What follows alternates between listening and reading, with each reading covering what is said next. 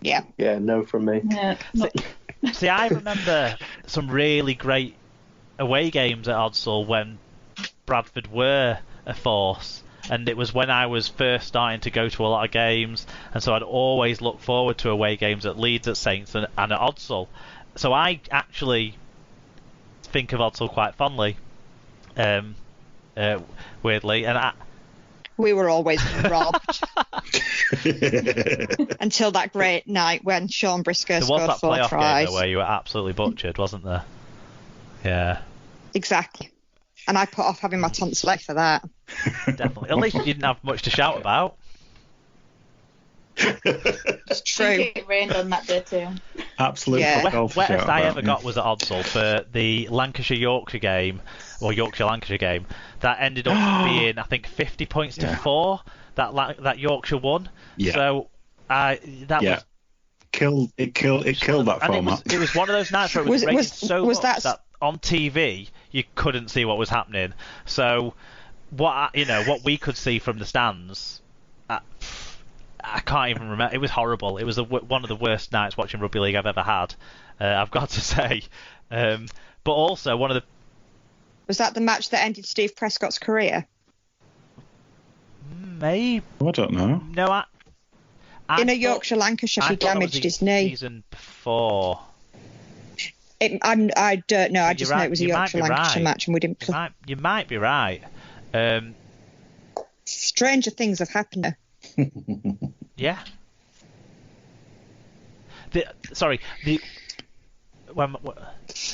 Odsal though.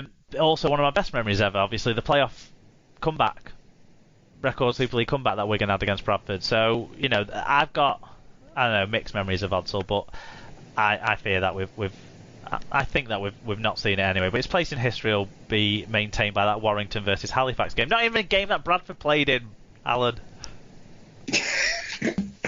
Who's next anyway? But it was the best. It was the best venue for the replay, though, wasn't it? And it proved it.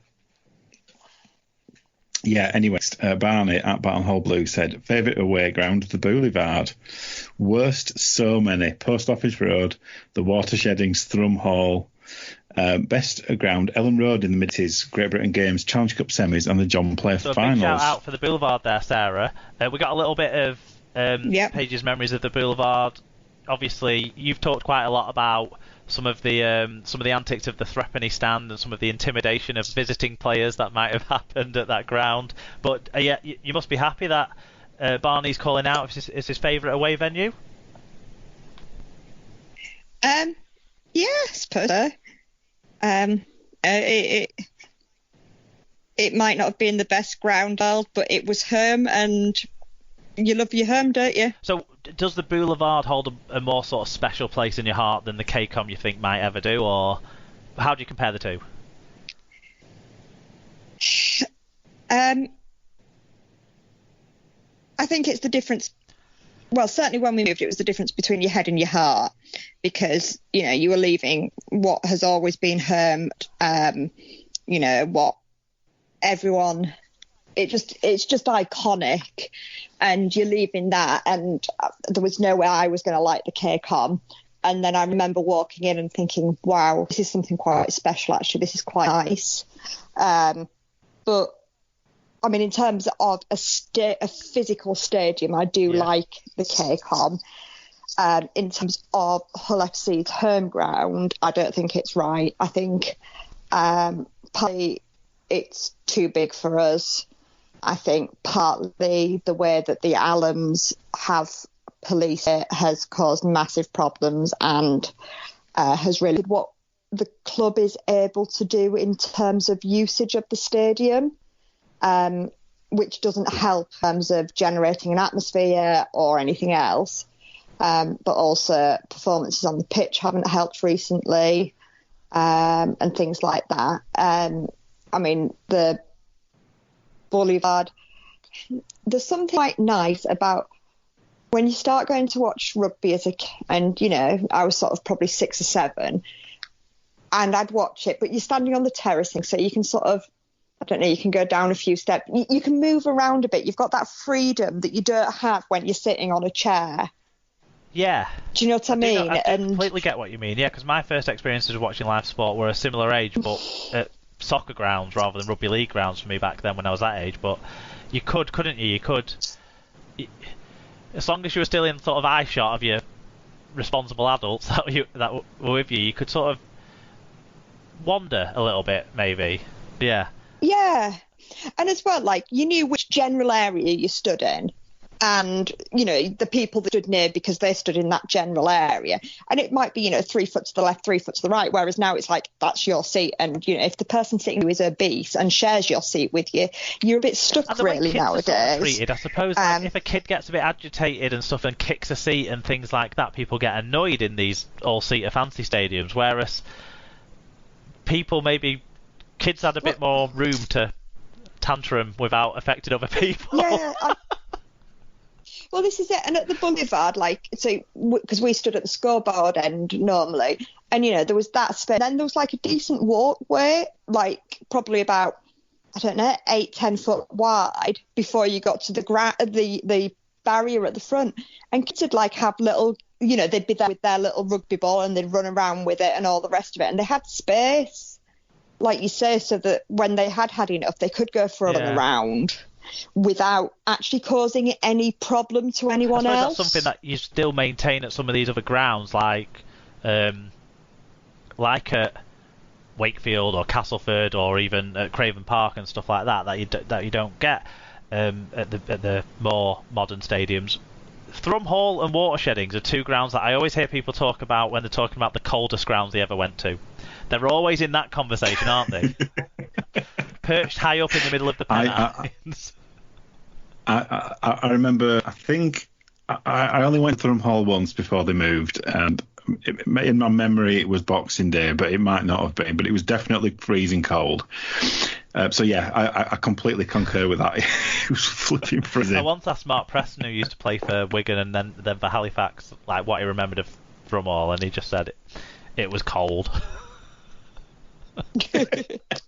There are no other words needed. Joshua's granddad at John Scotter 15.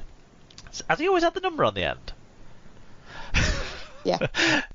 John said he hasn't suddenly changed his Twitter he suddenly handle, changed his name, didn't he? Like a couple of years ago to be Joshua's granddad. He thought I'll get on the young kid's coattails here. He's more famous than me. Well, that's your fault because that's all you called him. And he only uses Twitter for SLP. He got in touch to say, grounds during the Super League era, favourites include Griffin Park, the Willows. Currently, I think the Totally Wicked and Halliwell Jones both work. Experience as a away fan at Headingley and Wakefield is totally inadequate. Craven Park needs to sort out the terrace at the south end of the ground. It's so bad that if I can't get a north seat, then I simply won't go. A few bits to unpack there, but we will talk about the Totally Wicked Stadium and the Halliwell Jones Stadium because they're the first time those have come up. In terms of when we've talked a bit about stadiums that are too big, maybe, or stadiums that, I don't know, have lost a bit of, like a modern stadium, but it's lost a bit of soul or whatever. I think those two stadiums get the balance right. Yeah. They're not too big, are they? And they managed to generate atmosphere, therefore. This is where I guess need to ask you guys on this as well, though, because I've only been to these grounds mostly as a Wigan fan. I went to Halliwell Jones as a honorary Hull fan for the day, didn't necessarily with you guys, and that was a really great Hull FC following that day, so it helped with the atmosphere and experience and that side of things. I once went to the Totally Wicked Stadium to watch Bradford against Saints game in the decline period of Bradford, and it was like every time a Saints fan has a go at the atmosphere at the DW for our games, or anytime needs to go to that game and sit and watch that game and tell me where the atmosphere was. But I absolutely love going to that stadium most of the time because I'm going to its biggest, most exciting games, the derby games. And we've seen a few Witness fans talk about going to Wyre and that sort of stuff, and Cass fans talking about going to Headingley. That sort of atmosphere. That's what I love about going to those grounds. But they're the right size, aren't they? Like you said, Sarah. And I think the other thing that I like about Totally Wicked and what's Jones. it called? The Halliwell Jones and all the slightly different Salford's new round is the fact that you've got some standing seating. Yeah. Tom, what you've got the option. Think of those stands, those stadiums, because obviously it's a big trip for Hull KR fans. Probably not going to take as much as when I go as a Wigan fan to those games. What do you think of those two stadiums? Do you find the atmosphere still good in them? Yeah, Halliwell Jones is probably the best ones in all-round stadium in Super League, I'd say, because it has the mix of the standing, the seating, good atmosphere every And what time. do you think of the comments that John threw in there about Craven Park and the south end of the ground? Well, we only open it for them, and we don't like to get too close to them, so leave it as is for me. Keep them at a good distance, that's what I say. Who's next? Al. Yeah, Josh McAllister says, have a soft spot for Hayward and Swinton. Shame it's obviously outside of Swinton, but a nice little ground right near public transport too. The Fox's Biscuit Stadium, also a favourite in the Champ. Mount Pleasant to most people, while Barrows has to be the coldest away trip I've ever done, which makes it the bottom of my list. Technically new Mount Pleasant. Did they not move the stadium slightly over the site at some point? Didn't they have an old stadium and then they moved it to the other side of the site or something like that? So are you confusing Batley and Dewsbury? I am. Which one's the Fox's Biscuits then? So Batley. That's Mount Pleasant. Yeah, I'm thinking of Dewsbury. Yeah, I am thinking. Is it Cross? Which is Tetley's, yeah.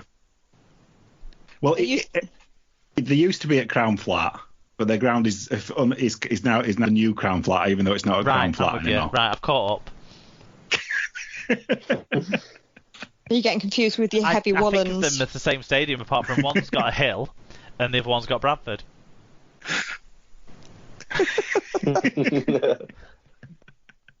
That's the only difference. As our championship aficionado, Alan, what do you make of those grounds? To my internal shame, I've never been to Hayward Road, so I can't comment on that.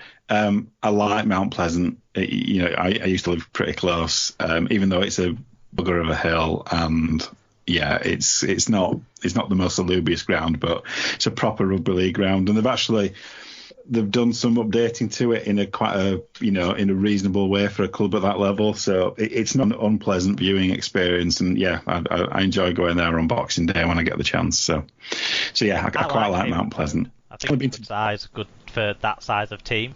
It's like Josh says, it's just a shame they're not in Swinton, but I don't think they're ever going to get anything better in Swinton, so they need to suck it up and like it.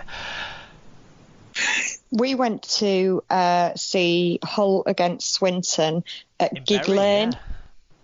It's even further out of Swinton. Yeah, that's the play. Yep. Who's next, Sarah? Oh, sorry. Brendan Loftus said, always liked Huddersfield's test matches. It tended to be full for them there. Yeah. That's the theme, I think, with these modern stadiums. Like when Tom said about he likes going to the KCOM because he's going on Derby Day when there's lots of people there. Huddersfield, in the early eras of that stadium, for semi-finals when people actually paid money to go and watch semi-finals, was fantastic. The semi-finals at that ground, in the early period of that ground 20 years ago. But the best game I've ever been to at that stadium was absolutely ram-packed. It was against Ireland in the World Cup in 2013, and it was brilliant. And it was like, this is what this stadium could be if Huddersfield had a fan base.